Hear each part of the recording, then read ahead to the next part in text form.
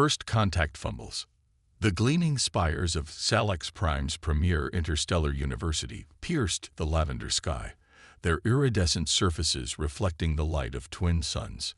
Among the throngs of diverse alien species bustling through the campus, one figure stood out, not for any extraordinary features, but for its stark ordinariness. Jack Harper, the first human exchange student to set foot on Salix Prime, clutched his datapad and tried to ignore the curious stares and whispers that followed him. He'd spent months preparing for this moment, studying Salaxian customs and perfecting his grasp of the universal translator. Yet nothing could have prepared him for the sheer alienness of his surroundings. As he approached the bioengineering lab, Jack took a deep breath, steeling himself for his first class. The door rised open with a soft hiss, revealing a cavernous room filled with equipment that looked more like modern art sculptures than scientific instruments. Dozens of alien students turned to stare at him, their array of eyes, sensory stalks, and other unfamiliar organs trained on the newcomer. Professor Zilks, a towering insectoid being with iridescent wings and compound eyes that sparkled like diamonds, clacked her mandibles in what Jack hoped was a welcoming gesture. "Ah, you must be the human exchange student. Please, take a seat. We were just about to begin our practical demonstration on cellular regeneration." Jack nodded, trying to keep his face neutral as he made his way to an empty workstation. The seat, clearly designed for a body structure vastly different from his own, wobbled precariously as he perched on its edge. "Now, class," Professor Zilks continued, her voice a melodious trill. "Today we'll be examining the remarkable regenerative properties of the Gordanian slime mold. As you know, this organism can regrow its entire body from a single cell in a matter of minutes." She gestured to a shimmering, gelatinous mass pulsating gently in a containment field. "We'll be subjecting the specimen to various stressors and observing its response. Who would like to volunteer to administer the first test?" Jack, eager to make a good impression, raised his hand without thinking. A ripple of surprised chirps and clicks spread through the classroom. Professor Zilks's compound eyes seemed to widen slightly. "Ah, excellent. Our human guest shows admirable initiative. Please come forward." As Jack approached the front of the class, he could hear the worried murmurs of his classmates. "Is it safe? I heard humans have corrosive skin secretions.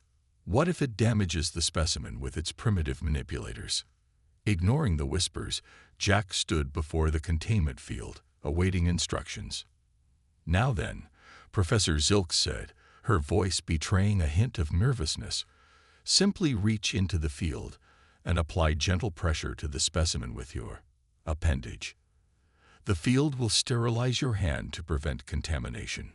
Jack nodded, extending his arm towards the shimmering barrier. As his fingers passed through, he felt a tingling sensation, like static electricity dancing across his skin. The slime mold pulsed lazily, its surface rippling with iridescent patterns. Gently, Jack pressed his index finger against the gelatinous mass. To his surprise, it felt pleasantly cool and slightly firm, like pressing against a water balloon. The classroom held its collective breath, dozens of alien eyes fixed on the point of contact. Suddenly, the slime mold began to glow. Brilliant patterns of light raced across its surface, pulsing in mesmerizing rhythms. The class gasped in unison as the organism began to shift and change, its form elongating and sprouting delicate, crystalline structures. "Extraordinary," Professor Zilks exclaimed, her wings buzzing with excitement. "In all my years of study, I've never seen the Gordanian slime mold react like this. The cellular activity is off the charts." Jack quickly withdrew his hand, worried he'd done something wrong. "I'm sorry, Professor. Did I harm it?" "Harm it?" Zilks laughed, a sound like tinkling wind chimes. "My dear boy, you've stimulated a level of growth and adaptation I wouldn't have thought possible. How did you do it?" Jack shrugged, bewildered. "I just touched it, like you said." The professor's attention shifted rapidly between Jack and the still glowing specimen. "Fascinating. Simply fascinating. Class, it seems we have a unique opportunity to study the effects of human physiology on xenobiology. Mr. Harper, would you be willing to participate in further experiments? Jack shrugged, wiping sweat from his brow. A bit tired, I guess. Maybe a little sore. Nothing a good stretch won't fix. The lab erupted in excited chatter. One researcher, a floating jellyfish-like creature, waved its tendrils frantically. Professor, the readings must be wrong. No carbon-based life form should be able to withstand such forces. Zilx clacked her mandibles thoughtfully. And yet here stands our human friend, seemingly no worse for wear. Fascinating. Mr. Harper, would you be willing to try a strength test next? Before Jack could respond, he was ushered to another part of the lab where a large metallic cube sat on a pedestal. This is a density-adjustable mass, Zilx explained. We use it to test the lifting capacity of various species. Please attempt to lift it. Jack approached the cube, which looked deceptively simple. As he gripped its sides, he was surprised to find it was much heavier than it appeared. Gritting his teeth, he heaved with all his might. To everyone's shock, including Jack's, the cube budged. With a grunt of effort, he managed to lift it a few inches off the pedestal before carefully setting it back down. The lab fell silent for a moment before erupting into chaos. Researchers rushed to their instruments, checking and rechecking readings. Zilx's wings were buzzing so fast, they were almost a blur. Impossible, she exclaimed. Mr. Harper, do you realize what you've just done? That cube was set to simulate the density of neutron star matter. The force required to lift it. It's beyond anything we've ever recorded from a biological entity. Jack flexed his fingers, feeling a slight ache in his muscles, but otherwise none the worse for wear. Really, I mean, it was heavy, but not impossibly so. A new voice cut through the excited babble. Well, well, it seems our little experiment has yielded some interesting results. Jack turned to see a tall, sleek alien enter the lab. Unlike the insectoid Professor Zilx or the other varied species he'd encountered, this being looked almost feline, with smooth silvery fur and piercing green eyes. Zilx straightened up, her demeanor suddenly formal. Admiral Crix, I wasn't expecting you. To what do we owe the honor? The newcomer, apparently an important military figure, prowled around Jack, eyeing him with a mixture of curiosity and wariness. Word travels fast, Professor. When I heard about a human demonstrating unusual abilities, I had to see for myself. Jack felt a chill run down his spine. The way Admiral Crix was looking at him reminded him uncomfortably of a predator sizing up potential prey. Tell me, human, Crix purred, are all of your kind capable of such feats? Jack shrugged, trying to appear nonchalant. I'm not sure, to be honest.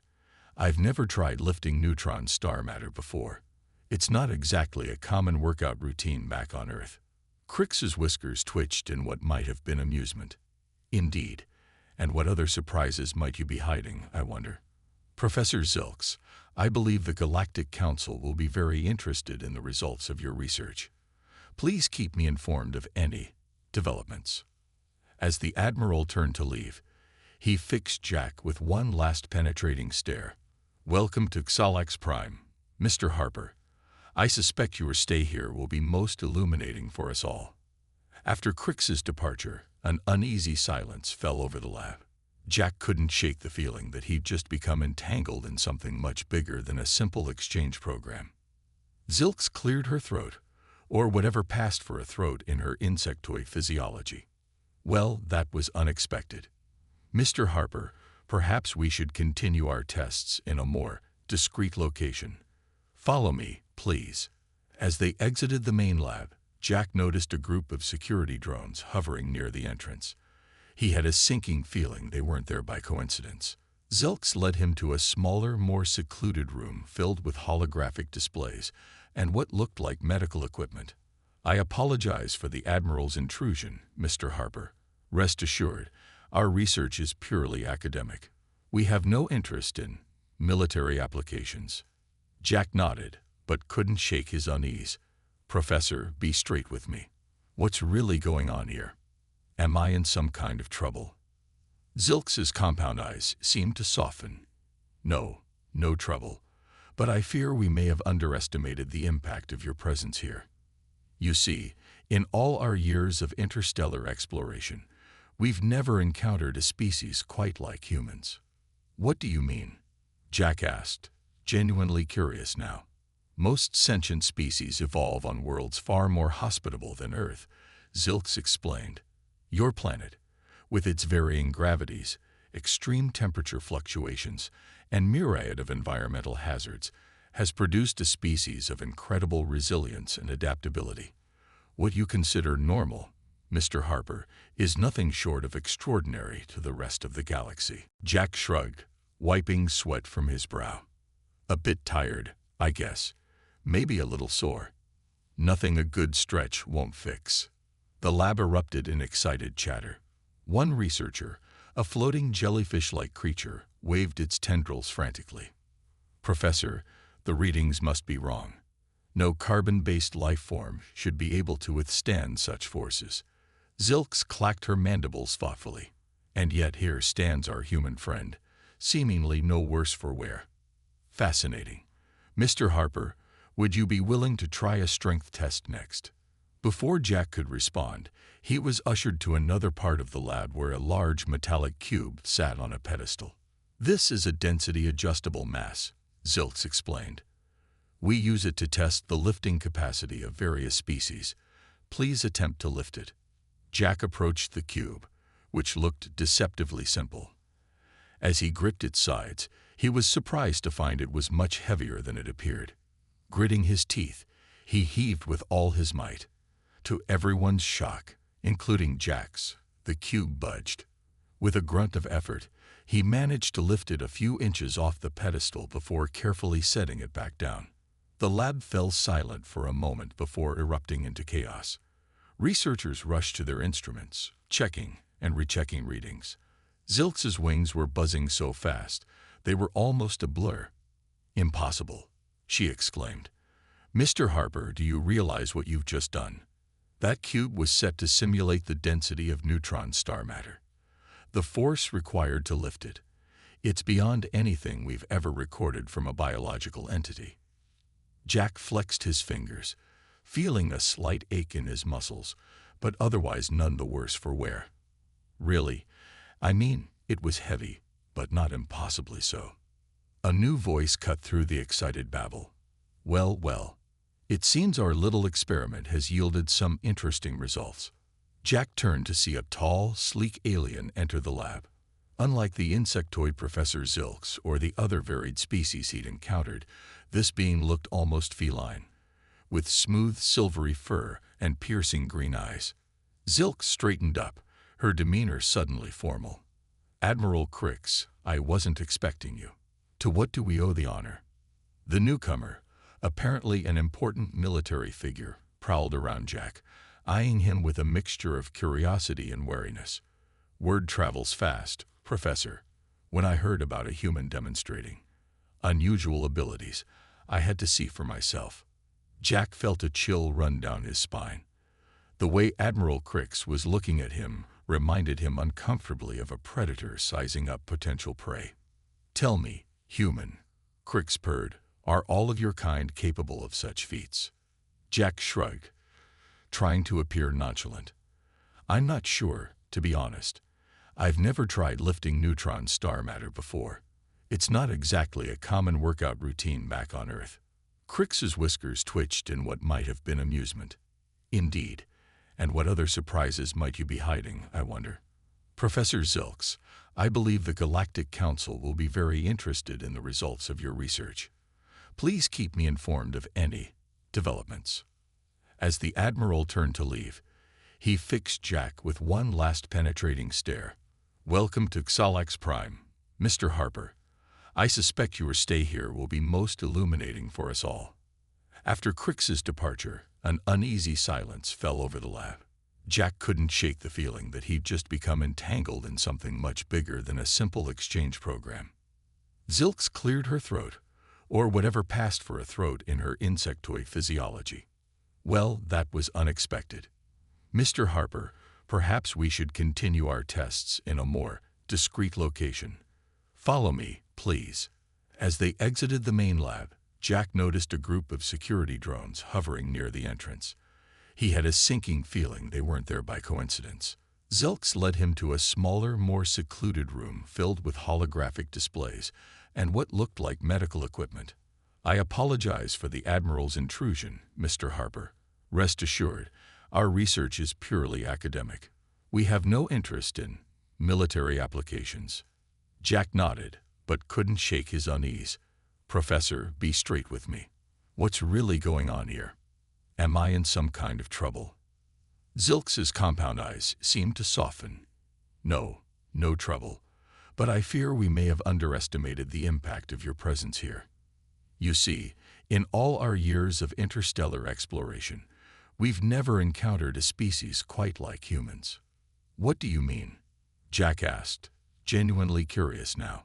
Most sentient species evolve on worlds far more hospitable than Earth, Zilks explained.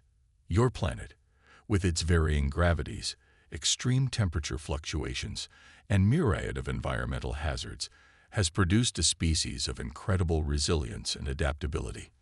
What you consider normal, Mr. Harper, is nothing short of extraordinary to the rest of the galaxy. Jack blinked, trying to process this information.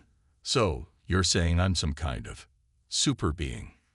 Zilks chuckled, a sound like rustling leaves. Hardly. But you are a fascinating anomaly. Your physical capabilities, while impressive, are just the tip of the proverbial iceberg. We're more interested in understanding how your species has developed such remarkable traits. As if on cue, one of the holographic displays flickered to life, showing a detailed scan of Jack's body. Zilks gestured to it excitedly. Look here, your musculature, bone density, even your cellular structure. It's all optimized for survival in ways we've never seen before, and that's not even considering the potential of your neural pathways. Jack's head was spinning. He'd always considered himself pretty average, decent grades, okay at sports, nothing special. Now he was being told he was some kind of galactic marvel. What happens now? He asked, his voice barely above a whisper. Zilks's mandibles clicked thoughtfully. That, Mr. Harper, is largely up to you. We would very much like to continue our research, but only with your full cooperation and consent. However, I fear that others, like Admiral Crix, may have less academic interests in your abilities. Jack slumped into a nearby chair, which adjusted to comfortably accommodate his alien physiology. And here I thought I was just going to be studying alien cultures, not becoming the subject of study myself. Zilks placed a surprisingly gentle claw on Jack's shoulder. Take heart, young human. You have an opportunity here to bridge the gap between our species, to foster understanding and cooperation. It won't be easy, but I believe you have the strength, in more ways than one, to see it through. As Jack nodded, gathering his resolve, an alarm suddenly blared through the facility. Red lights pulsed, and a computerized voice echoed through the room. Alert! Containment breach in Sector 7. All personnel evacuate immediately. This is not a drill. Zilks's wings buzzed in alarm. Oh dear, Sector 7 is where we keep our most volatile experimental specimens. Mr. Harper, I hate to impose, but given your unique capabilities. Jack stood up, a mix of fear and determination coursing through him. Lead the way, Professor. Let's see what this human can really do. As they raced towards the chaos, Jack realized that his adventure on Salax Prime was about to take yet another unexpected turn. Little did he know, this crisis would test not only his newfound physical abilities, but also the very limits of human ingenuity and adaptability. Mind over matter. As Jack and Professor Zilks raced towards Sector 7, the corridors of the research facility were a chaos of flashing lights and panicked aliens. The professor's wings buzzed frantically as she led the way, her compound eyes darting nervously from side to side. Mr. Harper, Zilks shouted over the blaring alarms, I must warn you. The specimen in Sector 7 is highly dangerous. It's a psychic parasite we've been studying, a creature capable of manipulating the minds of most known species. Jack felt a chill run down his spine. And you want me to? What? Fight it? Zilx's mandibles clicked in what might have been a nervous laugh. Heavens, no. We simply need to reactivate the containment field. Your physical resilience may prove useful if the creature lashes out. They rounded a corner and came face to face with a scene of utter chaos. A swirling, shadowy mass hovered in the center of a large laboratory, tendrils of dark energy lashing out at terrified researchers. Equipment sparked and shattered as the creature's power surged through the room. There, Zilx pointed with a trembling claw. The control panel for the containment field. If we can just reach it. Jack nodded, steeling himself. I'll distract it. You get to the controls. Before Zilx could protest, Jack stepped forward, waving his arms. Hey, Smokey, over here. The creature's attention snapped to Jack, its form rippling ominously. Jack felt a pressure building in his head, like the onset of a massive migraine. Gritting his teeth, he took another step forward. That's right. Focus on me. I'm the weird alien you've never seen before, aren't I? As the creature's tendrils reached for Jack, he dove and rolled, narrowly avoiding their grasp. The pressure in his head intensified, and strange images began to flash before his eyes. Alien worlds, incomprehensible geometries, sensations he had no words to describe. Through the mental onslaught, Jack dimly registered Zilx's voice. Remarkable. The human's mind. It's resisting the parasite's influence. Jack wasn't sure about that. His head felt like it was about to split open, and the room seemed to be warping around him. But somehow he managed to stay on his feet, keeping the creature's attention while Zilx scuttled towards the control panel. Suddenly, a tendril of dark energy wrapped around Jack's ankle, yanking him off his feet. As he hit the ground, the mental assault intensified. Jack felt like his very sense of self was being unraveled, his memories and thoughts scattered to the cosmic wind. In that moment of desperation, something deep within Jack's mind snapped into place. The chaotic flood of alien sensations began to organize itself, like puzzle pieces fitting together. Without fully understanding how, Jack found himself pushing back against the psychic invasion. The creature recoiled, its smoky form rippling in what seemed like surprise. Jack stumbled to his feet, his mind clear for the first time since entering the room. "Professor," he shouted, "I think I can communicate with it." Zilx, her claw hovering over the containment controls, froze in astonishment. Impossible. Its thought patterns are completely alien. But Jack was already reaching out, not with his hands, but with his mind. He projected images of peace, of coexistence, of mutual understanding. To his amazement, the creature responded, its chaotic form slowly coalescing into a more defined shape. A voice, not heard but felt, resonated in Jack's mind. "You, different, not like others, can understand." Jack nodded, maintaining the mental connection. "We don't want to hurt you. We want to learn, to understand. Will you let us?" The creature's form pulsed, considering. Then, slowly, it retreated to the center of the room. Zilx, watching in awe, carefully activated the containment field. A shimmering barrier sprang up around the creature, but it made no move to escape. As the alarms fell silent and the emergency lights faded, Jack slumped against a nearby console, exhausted but exhilarated. Zilx scuttled over, her compound eyes wide with amazement. "Mr. Harper, what you just did, it's unprecedented. You not only resisted the parasite's psychic attack, but established meaningful communication. How did you do it?" Jack shook his head, still trying to process what had happened. "I'm not sure, Professor. It was like my brain rewired itself on the fly. I could suddenly understand patterns I never knew existed." Zilx's antennae quivered with excitement. "Neuroplasticity. Of course. Your species' ability to adapt isn't just physical. It extends to your cognitive functions as well. This changes everything. As the lab slowly returned to order, with shaken researchers cautiously returning to their stations, Jack noticed a familiar silvery figure watching from the doorway. Admiral Crix's green eyes gleamed with an emotion Jack couldn't quite identify, perhaps a mixture of awe and calculation. The feline alien glided into the room, his tail swishing thoughtfully. "Most impressive, Mr. Harper. It seems we've only begun to scratch the surface of human potential." Jack straightened up, suddenly wary. "Admiral, this was just a fluke. I'm not some kind of superhuman." Crix's whiskers twitched in what might have been a smile.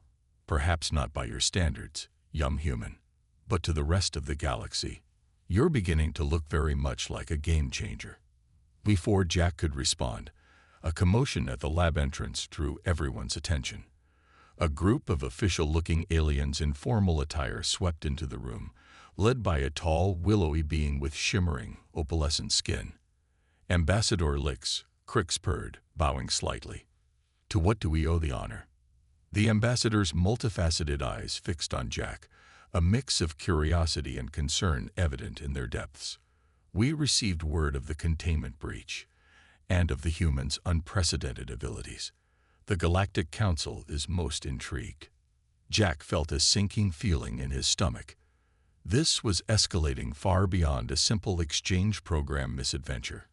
Ambassador Lix glided forward, extending a delicate, many-jointed hand towards Jack. "Mr. Harper, I believe it's time we had a serious discussion about humanity's place in the galactic community." As Jack hesitantly shook the ambassador's hand, he couldn't help but feel that he had stumbled into something much bigger than himself. The fate of human-alien relations might very well rest on his shoulders. Professor Zilks, sensing Jack's unease, stepped forward. "Perhaps we should continue this discussion in a more comfortable setting. Mr. Harper has been through quite an ordeal." The ambassador nodded graciously. "Of course. Mr. Harper, if you'll accompany us to the council chambers. I assure you, we mean you no harm. We simply have many questions, and perhaps some propositions that might interest you." As Jack followed the group out of the lab, his mind raced with possibilities. What did the Galactic Council want? How would this affect Earth's standing in the cosmic community? And most pressingly, how could he, a simple exchange student, possibly navigate the complex web of interstellar politics? One thing was certain: Jack Harper's adventure on Salix Prime was far from over. In fact, it seemed the real challenges were only just beginning. As the doors of the council chambers loomed before him, Jack took a deep breath, steeling himself for whatever lay ahead. Little did he know, his actions in the coming hours would reshape the very fabric of galactic society. Cultural clashes and misunderstandings. The Galactic Council chambers were a marvel of alien architecture, a vast dome of living crystal that pulsed with soft, ever-changing colors. Jack found himself seated at a circular table, surrounded by representatives from a dizzying array of species. Ambassador Lix sat to his right, while Admiral Crix and Professor Zilks flanked him on the left. "Mr. Harper," Ambassador Lix began, her opalescent skin shimmering, "your actions today have raised many questions about human capabilities. We find ourselves both intrigued and, frankly, a bit concerned." Jack shifted uncomfortably in his seat, which seemed designed for a body structure very different from his own. "I understand, Ambassador, but I assure you, I'm just an ordinary guy. What happened in the lab was, well, I'm not even sure how I did it." A reptilian being across the table leaned forward, its forked tongue flicking out briefly. "Yet you managed to resist and communicate with a psychic parasite that has baffled our best scientists for decades. Surely you see why this might be alarming to some of us." Jack nodded, trying to find the right words. "I do, and I'm sorry if I've caused any trouble. I came here to learn about your cultures, not to disrupt anything." Admiral Crix's tail swished thoughtfully. "Perhaps, Mr. Harper, it's time you taught us a bit about human culture. We've had limited contact with your species, and clearly, we've underestimated you." Jack blinked, surprised by the request. Oh, sure. What would you like to know? The council members exchanged glances, and then an avian creature with brilliant plumage spoke up. We are particularly interested in understanding how humans have developed such remarkable adaptive abilities. What kind of environment could produce a species like yours? Jack chuckled nervously. Well, Earth is pretty diverse. We got deserts, rainforests, tundra, oceans, a little bit of everything, really. The council members chittered and buzzed in amazement. Ambassador Lick's eyes widened. You mean to say your species can survive in all these environments? Without technological assistance? Well, yeah, Jack shrugged. We've spread to pretty much every corner of our planet. Humans are pretty good at adapting. A collective gasp rippled through the chamber. Jack realized he might have said something significant without meaning to. Professor Zilk stepped in, her wings buzzing excitedly. You see, this is what I've been trying to explain. The human capacity for adaptation is unparalleled in our experience. Admiral Crix leaned forward, his green eyes gleaming. Tell us, Mr. Harper, about human conflict. How does your species resolve disputes? Jack felt a knot forming in his stomach. He had a feeling this was a delicate subject. Well, we try to resolve things peacefully when we can. Diplomacy, negotiation, that sort of thing. And when that fails, Crix pressed. Jack swallowed hard. Sometimes there are wars, but we've gotten better at avoiding them. Most countries on Earth are at peace now. The chamber erupted in alarmed chatter. Ambassador Licks held up a hand for silence. Mr. Harper, are you saying that your species engages in physical combat with each other, over resources or ideological differences? Jack nodded hesitantly. It's not something we're proud of, but yeah, it's happened throughout our history. The reptilian being hissed softly. A species with your physical and mental capabilities, engaging in warfare. The potential for destruction. No, Jack interjected quickly. You've got it all wrong. We're not just mindless fighters. Humans have created amazing art, music, literature. We've made incredible scientific discoveries. We're explorers and innovators. To demonstrate, Jack pulled out his personal datapad, a gift from his parents before the exchange program. He quickly pulled up images of Earth's greatest achievements, the pyramids, the Taj Mahal, launches of space shuttles, masterpieces of art. The council members leaned in, fascinated by the display. Jack felt a glimmer of hope. Maybe he could turn this around, help them understand humanity's potential for good. And this, Jack said, pulling up a video, this is one of our greatest achievements. The moon landing. The video played, showing Neil Armstrong's historic first steps on the lunar surface. The council chamber fell silent, all eyes fixed on the grainy footage. As the video ended, Ambassador Lick spoke, her voice filled with awe. You've achieved spaceflight. To your own satellite. Jack nodded proudly. That was over 50 years ago. We've sent probes even further since then. The avian council member ruffled its feathers in agitation. But your technology seems so primitive compared to ours. How could you possibly? Determination, Jack said simply. When humans set our minds to something, we find a way to make it happen.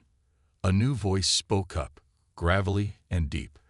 A being that looked like a sentient boulder rumbled. This quality you speak of, determination. It is both admirable and terrifying. What drives your species to push beyond its limits so relentlessly?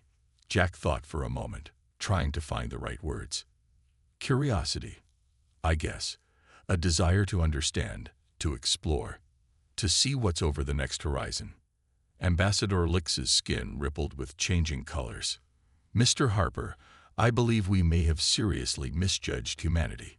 Your species possesses a unique combination of adaptability, resilience, and drive that is unprecedented in our experience. Admiral Crix nodded slowly. Indeed. The question now is, what do we do with this information? Jack felt the weight of the moment pressing down on him. He was no diplomat, no official representative of Earth.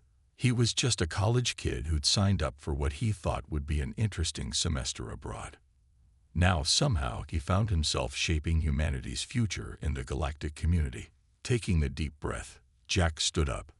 Look, I know I'm not qualified to speak for all of humanity, but I can tell you this. We're not a threat to you. Yes, we've made mistakes. Yes, we can be dangerous. But we're also capable of incredible kindness, creativity, and cooperation. He gestured to the aliens around him. This exchange program, this is what we want.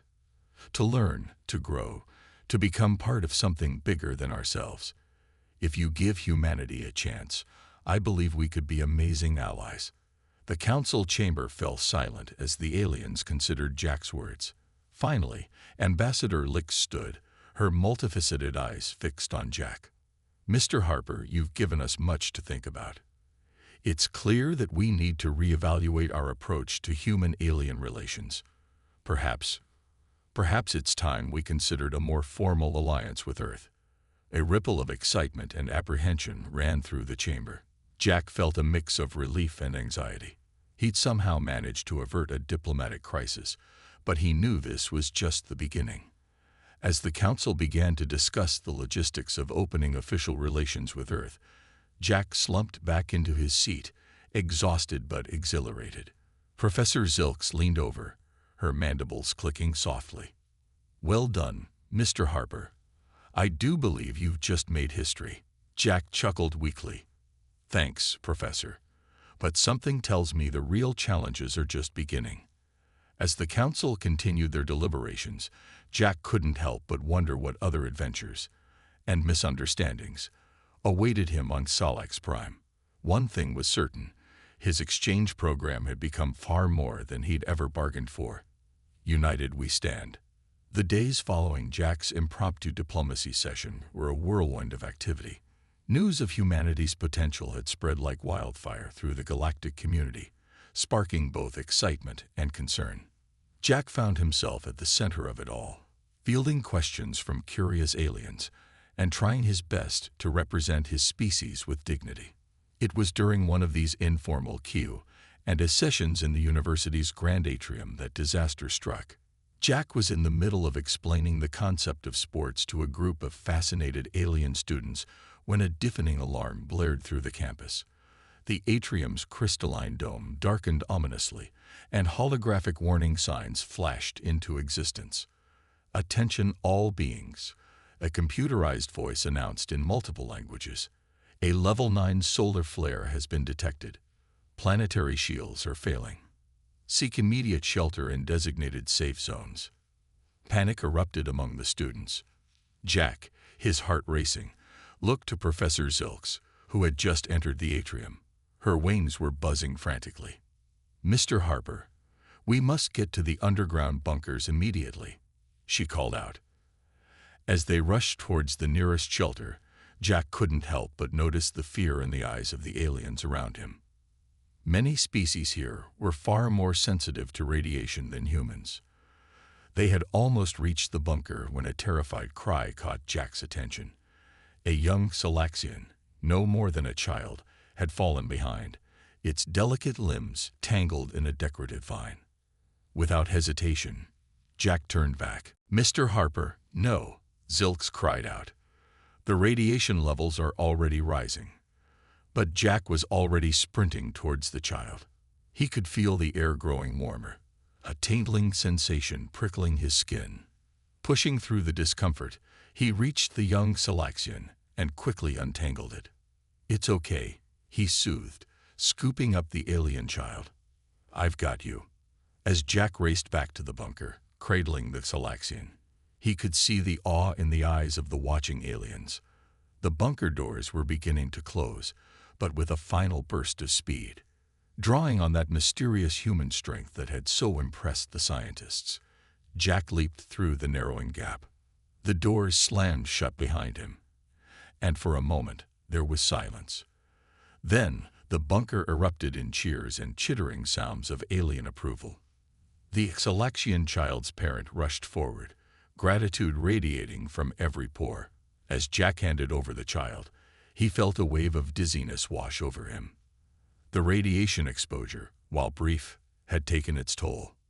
Mr. Harper, Professor Zilks was at his side in an instant.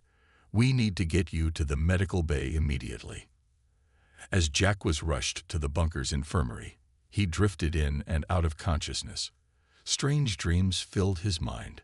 Visions of Earth and Xalax Prime, of humans and aliens working side by side. When he finally awoke, Jack found himself surrounded by familiar faces. Professor Zilks, Admiral Crix, and Ambassador Lix stood around his bed, their expressions a mix of concern and admiration. "Welcome back, Mr. Harper," Ambassador Lix said softly. "You gave us quite a scare." Jack tried to sit up but found himself too weak. "The solar flare. Is everyone okay?" Admiral Crix nodded, a newfound respect in his green eyes. "Thanks in no small part to you, young human. Your actions inspired many. When our shield generators failed, it was a joint effort of multiple species that got them back online." Professor Zilk stepped forward, her compound eyes shimmering with what Jack realized were tears. "Mr. Harper, what you did, it was more than brave. It was a pivotal moment in our understanding of humanity." Jack furrowed his brow, confused. "What do you mean?" Ambassador Lix's skin rippled with gentle colors. "You see, Jack, many in the galactic community feared that humanity's strength and adaptability might make you, well, indifferent to the plights of weaker species. But you risked your life to save a child not of your kind. It was the right thing to do," Jack said simply. Any human would have done the same. The aliens exchanged meaningful glances. Admiral Crix spoke up, his voice uncharacteristically gentle. "Perhaps we have misjudged your species, Mr. Harper. Your physical capabilities are impressive, yes, but it's your moral strength that truly sets you apart." Ambassador Lix nodded in agreement. "The Galactic Council has come to a decision. We wish to extend an official invitation to Earth to join the Galactic Federation." Jack's eyes widened in shock. "Really? That's incredible." "Indeed," Lix continued. "And we would like you, Jack Harper, to be our official liaison. Your unique perspective and experiences make you the ideal bridge between our cultures." Jack's head spun with the implications. Him, a liaison between Earth and the galactic community. It was beyond anything he'd ever dreamed of when he signed up for this exchange program. I'd be honored," he managed to say. "But I'm just a college student. Are you sure I'm qualified?" Professor Zilks chittered softly, a sound Jack had come to recognize as laughter. "My dear boy, you've done more for interspecies relations in a few weeks than most diplomats achieve in a lifetime.